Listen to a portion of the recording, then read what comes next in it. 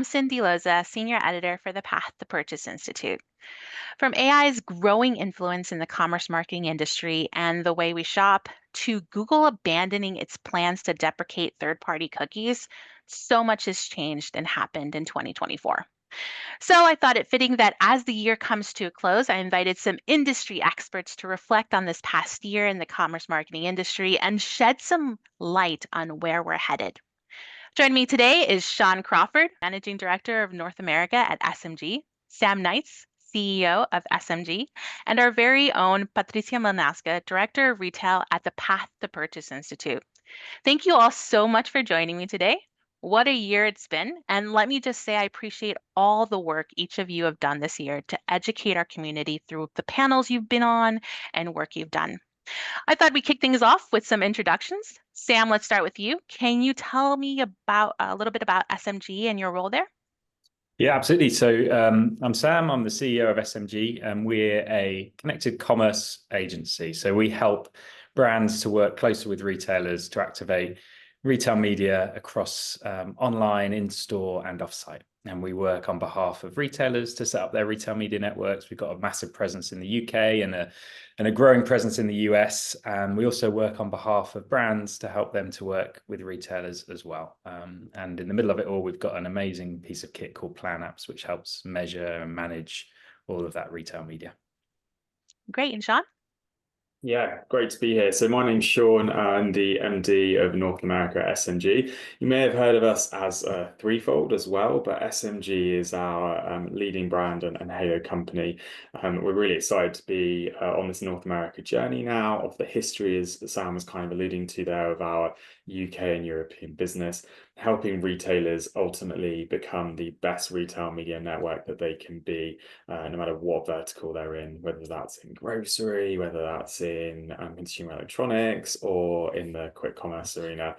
We work across all those different verticals to deliver truly connected commerce campaigns. Patricia? Cindy, as you mentioned, I'm the Director of Retail at the Path to Purchase Institute. My role is heavily involved in producing content for our member community of commerce marketers, focused highly on special project, and spans across editorial membership departments as well as events. I also head up our Beverage Alcohol Commerce Initiative, a closed-door share group that brings together thought leaders from the bev-alc industry to help beer, spirits, and wine marketers improve their omni-commerce capabilities to reach that valued shopper. I'm really glad to be here today with you all. Great. Well, just diving in, what are some of the challenges and opportunities in the commerce marketing space that you see coming up in 2025? Patricia, let's start with you. Wow, there is so much I could talk about here. What an exciting time to be alive. But what floats to the top for me, perhaps because it's both a challenge as well as an opportunity, is determining that new marketing mix for omni-channel excellence. So this is primarily about allocating those shifting and merging marketing budgets effectively by finding that sweet spot for your brand. But doing that requires understanding a lot of other variables, from keeping up with new and emerging marketing levers to adapting to rapidly changing trends and accurately measuring campaign performance. Sam, what are your thoughts? Well, Tricia said it really well. It's difficult to add to that, but I think it depends on the region. You know, when you look at in the US, I think there's a huge, exciting opportunity behind the store. And we're starting to grow that with some of our partners now and look at ways that brands can advertise right there at the point of purchase in physical shops. If you look at Europe, the opportunity lies online and the ability to connect that first-party data to off-site media measurement and also through channels like social too. So there's so much opportunity to go after, but I think it depends on where you sit, in which region you are in the world, that's the most exciting area. And Sean? Yeah, I'd round that off by saying I think the connected thread of both those conversations there is about omnichannel. And I think next year is really where we're going to see that come to full fruition, no matter where you are globally. Retail media networks now need to be talking to people in a store, on site and off site in a truly connected fashion. And the ones that are really paying attention to that and the ones that are thinking about true, brilliant, creative marketing campaigns rooted in data insight are the ones that are ultimately going to grow and succeed as we look into 25 and beyond. So yeah, looking forward to more of that, and think it'll be a big focus and talking point for many. Sean, staying with you on the next topic, and it's a big one. I've seen you speak on panels and share groups, and you mentioned transparency should be at the heart of retail media measurement, that the retail media industry needs to be more transparent about how things are performing in order for it to grow. Can you speak to where we are now with measurement standardization and where we need to be next year? Yeah, so it is a hot topic. You're very much right about that. I think we hear about it at many of the events on the industry circuit. I think that's a good thing, though. There should be a real focus on measurement, and the great work that the IAB and other industry bodies have been doing to help drive standardization across measurement are absolutely welcomed and something I'm a big fan of. I think we've seen a lot of the theory and a lot of the talking go into these standards, which was the right first step to bring together industry minds, industry bodies to create the best practices possible. What we now need to see is the implementation of those practices. And that will vary by vertical. You know, what's right for a grocery partner is not necessarily right for a drug. It's not necessarily right for maybe a pure play. Like, it really does depend on your vertical. And so of course there's going to be nuances by vertical, and that shouldn't be feared. It should actually be looked at as real finessing of those standards that are right for the individual verticals and that advertiser that work within it. But what I'd love to see as we move forward is adoption of those standards so that we can actually show the wider media industry and wider ad partners that retail media should be the best dollar that you invest into your advertising strategy. And I think at SMG, we're big believers in that transparency. And this is why I talk about it a lot, because we shouldn't be putting good, advertising dollars against things that are not working. That doesn't deliver. It doesn't deliver for the retailer because it's not driving sales. It doesn't deliver for the brand because it's not delivering a return on their advertising investment. And ultimately, and most importantly, it doesn't deliver for the end shopper. Retail media, when it's done right, should enhance the shopper experience, whether that is in a digital ecosystem or whether that is in a physical store environment. And I think by being transparent with measurement, it helps us achieve that goal, which is a better shopping experience and a more connected experience as well. So I think we'll hear more on measurement in 25, and that should be welcomed as well. Do you think certain retailers have a much more open and transparent approach to measurement than others? And if so, how are these varying approaches impacting the industry, Sean? I would love everyone to be more transparent. I think some, of course, are being more transparent than others. That's natural. That's going to happen. Not everyone has to be doing exactly the same thing. These standards are there to encourage that transparency. And I would just say to anyone on the retailer side, do not fear transparency. It is ultimately going to help you create a more fulfilling retail media network for your advertisers, and it's going to help drive that top line sales growth for you. So what's to worry about? Let's work together to create better connected campaigns that deliver for those three parties that I've been talking about, and we'll have a much better industry for all of us to be working in. Patricia, you've been at the Institute for some 15 years now. I can't believe that we've been working together for more than a decade. How have you seen the shopper marketing space evolve in our time here? And where do you see it going? Again, Cindy, a big topic to unpack, but for the purposes of this discussion, I'd love to reflect on how the explosive growth of retail media has affected the evolution of the shopper marketing space. From my perspective, the main thing is that retail media has really pushed shopper marketing out of its sort of isolated status as a niche discipline and blurred the lines between brand marketing, trade marketing, and shopper marketing within organizations, causing them to rethink budgeting and planning and eliminate some of those silos and propel a shift in the way that teams truly operate on the back end. And that was already happening given the growth of e-commerce, but retail media certainly pushed that forward rapidly. So in a world where you can be in a shopping mindset, scrolling a retailer's website on your phone virtually anytime and any place, the discipline of shopper marketing has naturally evolved to become more than it once was, encompassing not just the in-store experience near that point of purchase, but the entirety of the evolving path to purchase. And so now we more often refer to it as commerce marketing to emphasize the broadening scope and the blurring lines necessary in this omnichannel marketplace. Let's end with one thing that has not changed and has been a constant differentiator for shopper marketers, and that's the discipline's focus on shopper insights. Sean alluded to this a little bit earlier, knowing your customer and knowing your shopper remains key. And retail media, with its promise of first-party data and insights, holds a lot of potential in this area. So despite the challenges this evolution is placing on marketing teams, there's a lot to be gained by keeping the shopper and those deep shopper insights front and center as part of that planning process. Staying within kind of like the shopper marketing subject, Sam, can you share your thoughts on how retail media has impacted the shopper marketing agency space? What's expected of a shopper marketing agency or agencies overall moving forward from CPG brands and retailers? It's a great question, and Patricia's kind of already covered some of it, but I remember my background is I was used to be at Procter & Gamble for a long time. I was in the brand marketing sphere, looking after Gillette for the UK and Western Europe. And we used to really separate our brand teams. That was the guys that did the TV advertising, the stuff you might see on billboards, the what you might call the kind of the above the line activations. And then you had a totally different team that sat in a totally different area of the building called the shopper marketing team. And they would focus on, right, if we're doing that above the line, what are we going to do in our stores? The reality is that those two teams don't exist in separation anymore, especially in the likes of P&G and Unilever. They are one team. And what used to be shopper marketing is now becoming part of the overall marketing mix, as Patricia said. And so retail media is becoming a form of media.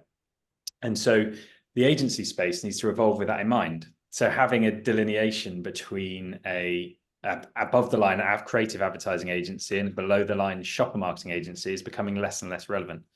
Actually, what agencies need to be thinking about is, how do I serve our clients in every aspect of how they communicate to their consumers, whether that be upper funnel or right at the point of purchase, and how do I carry the messaging through effectively and holistically at every touch point, as Sean said right at the beginning, in an omni-channel way. So it sounds like a lot of kind of jingo there, but actually what it means is consumers don't see it as brand and shopper marketing. They see it as marketing, and the agency space is evolving to treat it that way. I love that. Staying with you, Sam, on this next question, can you speak to any upcoming retail media obstacles as it relates to privacy concerns? I know Europe has the toughest online privacy laws, and it would be great to get your perspective on what US retail media networks can learn from it when trying to serve the right ad to the right consumer at the right time. Yeah, I'm really passionate about this because I think we've got to learn a lot from the digital world. Right, where digital started with the cookies. You mentioned it right at the start. And consumers weren't really aware of what these cookies were. And then suddenly there was this regulation that meant that every website had to have a pop-up. And now every time we go on a new website, we're having to click accept cookies. It's a real mess, right? And so we need to, as we develop retail media networks, to be really transparent and clear about how we use customers' data. And actually, what we're finding that if you are, and there's a really true value exchange, i.e., if you give me your data, I'm going to give you better advertising and maybe better offers that make your shopping experience better. Customers will say, that's great. Thanks very much. I'd love that. Tick the box, sign up. And so GDPR as a legislation is designed with that in mind. It's about being transparent about how you use people's data and making sure you have the right consents. And in Europe, we're absolutely forced to do that. And I think that's a really good thing. In the US, the legislation is looser in some states than other states. But our advice to retailers is to design with the endpoint in mind that GDPR is coming, because A, it's the right thing for the customer. It builds trust. But B, it's also the right thing for you as well, because you really start thinking about the value exchange for those customers and how you can use their data in the best way. So that's the advice that we give. And personally, I'm very passionate about being really clear with our shoppers about how their data is used and making sure it's a good thing for them. That's great. And Patricia, I know that you lead the share group here for the beverage alcohol. Can you share a little bit about what their retail media obstacles are and what they have to navigate? That's right, Cindy. BevAlc brands are in a bit of a unique position. In addition to those challenges facing all brands, BevAlc brands have to navigate stringent regulations in the US and adhere to legal guidelines, which vary by region and platform. So ensuring compliance across a plethora of new digital channels remains challenging and is an added layer of complexity for BevAlc brands. One of the major issues in terms of the shopper experience of purchasing alcohol online is that this massive clip drop off in the quality of PDP pages, this product display pages among smaller brands, and especially at those independent and regional retailers. At some point, you'll search through a few pages of results for a beer, for example, and you'll get to page 3 or 4 where there's no images, product sizes are barely listed. You're not even sure what you might be buying. So this is actually an issue that we're tackling with the power of our BevAlc Commerce Initiative Share Group. When we held our annual in-person meeting in conjunction with the Live Conference and Expo last month, we aligned as a group on digital shelf minimum standards for effectiveness, and we're going to leverage the collective power of our community and our cumulative voice to lobby for adoption across the industry and improve that online alcohol shopping experience for everyone. Great. Now, I don't think anyone walked away from a conference this year without hearing about AI. How do you see its role evolving in the commerce marketing space in 2025? From what I've heard, people are still trying to figure out the best use cases. Is 2025 going to be the year we figure this out? Sean, if we can start with you. Yeah, another hot topic. I think we were talking about how measurement shouldn't be feared. I don't think AI should be feared either. I think when people talk about AI, they instantly go like, "Oh God, what does that mean for me? And is my job going to be impacted by AI?" And actually, I think let's look at the positives of what AI can do for businesses and for also the end customer that we've been talking about during this call so far. I see it as a great opportunity to enhance what we're doing currently, whether that's in the creative space and creating some great campaigns there with the great use of AI and the insight that can bring, all the way through to our work practices and how we're interacting to streamline the process. There's a lot of talk in the industry now that there's over 200 retail media networks, and brands are struggling to work with that amount of networks across all the different verticals that exist. Well, I'm sure AI can help us with that and help automate some of those processes to ensure that brands can activate across more networks and reach more customers where it's relevant to them. So I don't think we're going to solve AI in 25. I think that would be a bit ambitious, but it'll definitely be the year where that topic really comes to fruition and people start looking at how it can help retail media networks evolve. Dan, what are your thoughts? Yeah, I'd agree with a lot of that. It's interesting, actually. I just wrote an article on AI just the other day because we just launched our first AI product on Planapps, which is helping us to understand the data that we get from the evaluations of retail media in a way that we can query it, understand what's working better in questions, and the AI will tell us what to plan better. And so it's a really exciting tool, and it's a really exciting technology. The way that I see it is it's got to help humans to drive insight rather than take over from humans in decision making. And so a lot of what we've designed has been almost like a mix between structural engineering and interior design, right? There's a lot of kind of build in the background, a lot of technology that needs to go together, and there's a lot of pipes that need to fit. But ultimately, it's got to look nice and feel good for somebody to use every day and be really practical. That's where the interior design comes in. And so we're building our AI tools with humans in mind, and building it as assistants that help us all to do a better job more efficiently and more effectively rather than replace what we're doing today. And in that respect, it's really, really exciting because it makes us all that much more intelligent. Great. Are there any other technologies you think could be game changers in the commerce marketing space in 2025? Sean, let's start with you. Yeah, I think we talked about the store earlier. There's been some brilliant technologies coming forward in the store. If you look, 5 years ago, even less than that, maybe 2 to 3 years ago, how expensive it was to put a screen in the store, and how quickly that's become much more cost effective for retailers. I'm not saying it's cheap, but it's becoming more cost effective. We should look at those innovations and technology as a positive to help make the digitalization of store a reality for more retailers, not just the big, top 3 in in each country.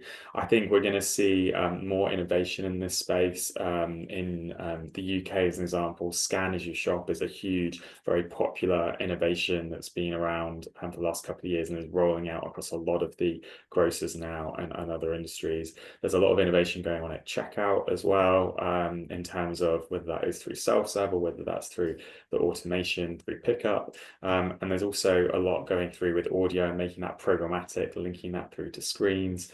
A lot of investment and innovation from some great companies and minds in this space. So I'd expect to see more of that as we go into next year and beyond.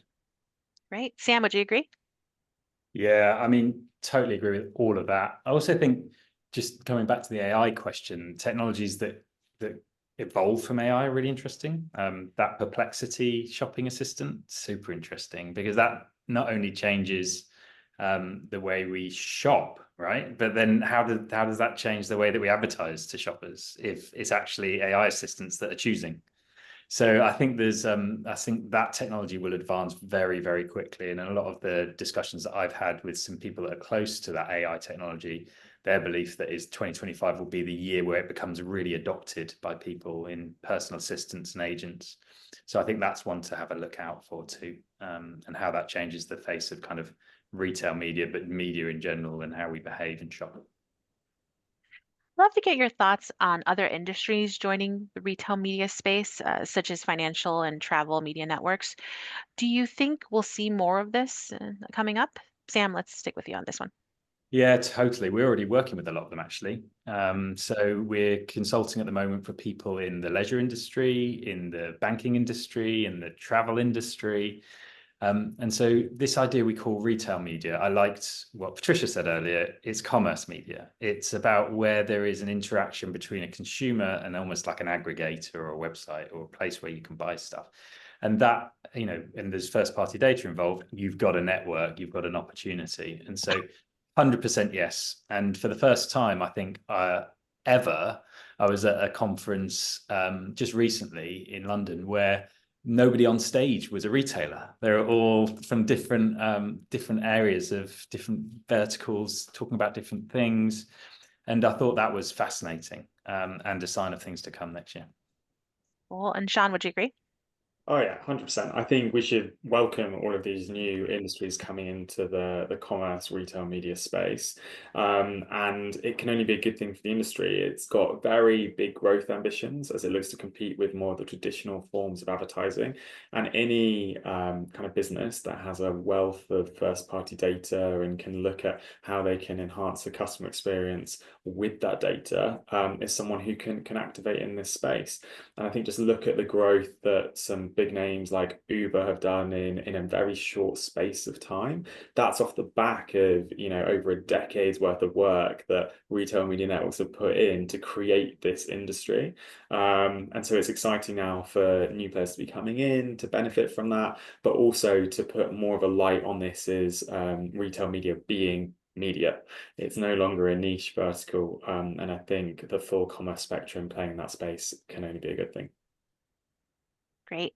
Now, I often hear from small to mid-size CPG brands about their role in retail media. With limited budgets, especially compared to bigger brands, they want to know where they should jump in.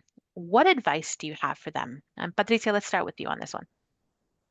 I mean, I would say the first thing you have to do is align on your objectives and make sure your whole team is aligned. Then allocate a small percentage of your budget to test and learn. And you can start small in terms of like a single-digit percentage of your budget and identify the best opportunity where a small brand would be able to stand out. And then I would say just make sure you know how you're going to measure success so that you can either optimize or change plans based on the results. Love that. Sam? Yeah, you nailed it. Exactly right. I don't think there's anything that I can add to that. Is test and learn. And, there's lots of different opportunities for you to get involved in retail media networks. Also, a great way for small brands to test is in retail events, where it might be worth clubbing together with a couple of similar brands or different categories that can create a mini event for you to create a bigger thing where, 1 + 1 = 3. and share the cost of some of these bigger awareness things. So lots and lots of ways. But actually, when you look at it, retail media for small brands is a really good choice to start with for marketing, because you can do it really efficiently, it's highly measurable, and it can grow as your sales grow. So it's a really good medium to start to look at for that type of CPG. Great. And Sean, what about advice for retailers dipping their toes in retail media? Yeah, that's an interesting one, because I think many, as we've just been talking about, are trying to enter this space, or potentially have entered this space in the last 12 to 18 months. And I think they'll all tell you it's not as easy as they thought it was going to be. And that's because this is pretty complex. Having done this for the past 15 years over at SMG, we've seen all sizes, different shapes, and different verticals of retailers wanting to activate in this space. And so my biggest piece of advice to them would be is don't neglect the foundations. You can't just turn on the tap and expect advertisers to start coming into your network. You've really got to make sure that you have got the right organizational structure in place. You've really got to make sure you've got the right ad tech in place, and you've got to make sure that, as we were talking about earlier, you can measure transparently and really show to the advertisers what's working and, more importantly, what's not. So go for it, absolutely get involved, but be prepared for a long journey for long reward. Great. Well, we're almost out of time. So to wrap us up, I'd love to play a quick fill in the blank rapid fire round with you all, if you're all game, if that's okay. Of course.